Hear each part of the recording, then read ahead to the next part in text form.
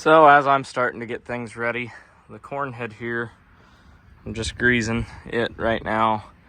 I just used motor oil on all the gathering chains, which probably should have done last fall, but I didn't.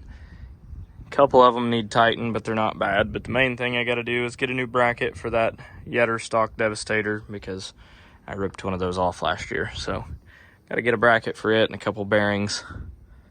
Check all the gearboxes, but then the corn head should be ready to go because there's not a whole lot to do to it. Well, the corn head's hooked up, the grain cart's hooked up. What do you think? They're at least clean for now. Not worth it. That fucker sucks. Big Heath has it bad. At least not all skin.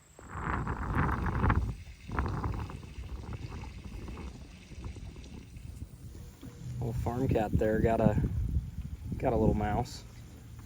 We're just playing with it. We're not gonna kill it.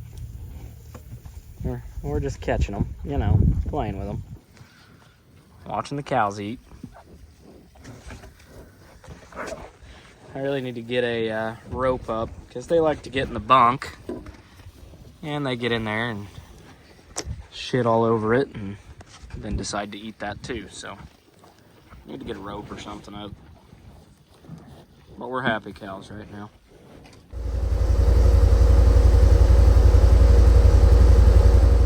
Well, good afternoon. I spent most of the morning ordering what was close to $4,000 worth of parts, I believe. Odd and end stuff for the heads, like guards and sections for the bean head, and some parts for the corn head, a little bit of stuff for the combine, some filters. And when you start adding that stuff up, $4,500 doesn't go very far. These batteries here are from Napa. I got them last year. All three of them were new. And this year, all three of them are acting up again. So if anybody knows who sells good batteries that actually last, let me know, because Napa used to be good. These are just over the 1-year warranty, of course, so they're not going to replace them. Yeah, it kind of sucks. But anyhow, I'm 90% sure it's a battery issue with this tractor. Otherwise, I am going to put a new alternator on and a new starter on, because something somewhere is really starting to wig out on this tractor, and I can't figure out what. But you can start it, and it starts very, very, very slow. It will roll over a couple of times, and then all of a sudden turn over real quick all at once and fire up. I don't know why, but it does. And then on top of that, it is it's got a hydraulic leak on the hydraulic oil cooler here. So this right here has got a crack in it somewhere on that line, and I can't figure out where. So that's been leaking. So I've got to pull these lines off, and I'm going to get this to there's a radiator shop here locally, so I'm gonna have them take a look at it and see if they can't patch it, because I think a new one was like $1,000, and I don't want to spend $1,000. So hopefully for a few $100 they can get that fixed up. I did notice there's some oil down here too. I don't know what this is. I know that's a hydraulic oil cooler, I believe, but I'm not sure about this down here. So anyhow, got to get those leaks figured out and fixed, get our electrical issues figured out, grease this, change the oil in it, and it should be ready to go. Other than that, I've got to change the oil on the Magnum, grease the grain cart, grease the Magnum. I am airing up a tire on the sprayer right now, which was totally flat. I don't really know why I'm airing it up, other than... Actually, I really don't know why I'm airing it up, because it's going to stay here the rest of the winter. But I got to winterize it yet, so I guess I will have to pull it out at some point. The 5230 is going to be on the auger this fall. The C70 is going to be on a 15-foot batwing just to basically run around field edges and trim them back. In the mornings, if I'm cutting beans and there's a dew on or something like that, I usually go out with a bush hog and just go around all my field edges and just keep things mowed down. I don't know. I like the way it looks, and yeah. Anyhow, so that's what that's going to go on. The Magnum obviously will be on the grain cart, and this will be on the reel disc and disc gripper. The disc gripper has a bearing out that I know of, and I'm going to add rolling baskets to the back of it too, and I'm almost wondering if I can't make that thing a complete one-pass tool. I'm kind of thinking that I'll be able to, but we'll see. And then the reel disc, it needs a lot of work. So the other thing I got to do on this is one of these valves in this first remote is acting up, so need to take that apart and see what's going on in there. Not a huge deal, pretty easy job, but yeah. Anyhow, rather than talking about it, let's be about it, so I'm gonna get with it. I'm muddy as all get out right now because I had a hydrant leaking right here.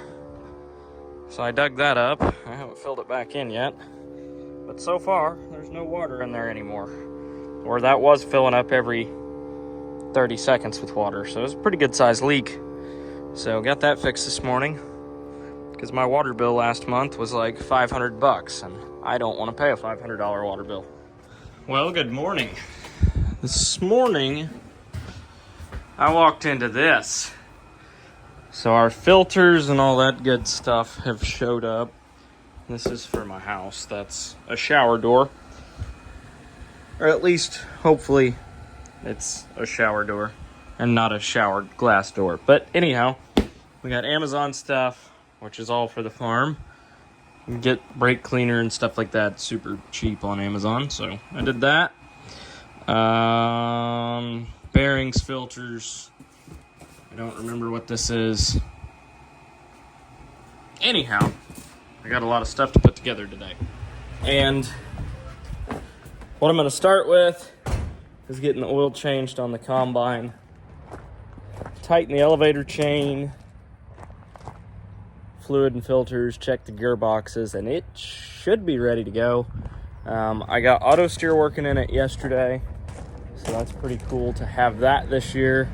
Never had it before because I was too big of a tight ass to buy a globe for it, but since the 280 has a globe and I don't need auto steer on that this fall to run a grain cart, figured, well, I'll take that globe off and put it on here. So it took me a little bit to get it calibrated and do what I needed to do to it, but it does in fact have auto steer now. We'll have to do some yield calibrations. I would like to clean the cab out a little bit better. It's got some crap in it from last year. But other than that, it's pretty well ready to go. The corn head, all I've got to do is check all the gearboxes and put that stock Devastator roll on, which I'm still waiting for parts there. So yeah, other than that, we're pretty much ready to go. And one other thing I need to do, I tightened the ever-loving hell out of these last year, and my feeder house still managed to tilt forward. So I need to loosen up all these bolts for my feeder house plate and tilt it back because it's pitched way too far forward right now. I noticed the snouts of my corn head are on the ground, and these stock Devastators are barely touching the ground. I did find this the other day. That's supposed to be plugged in there, and that's supposed to have a fitting attached to it, so need to get a new line for that. No big deal. But yeah, my snouts are touching, my Devastators barely are.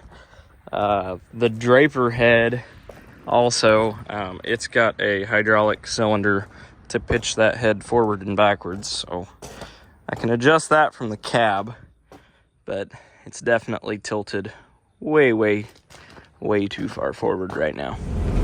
Well, we passed our first semi on Hopper Bottom. They're out here shelling popcorn today. I think that's the first people I've seen in the neighborhood going, but this is on reclaimed ground, so I'm not super surprised.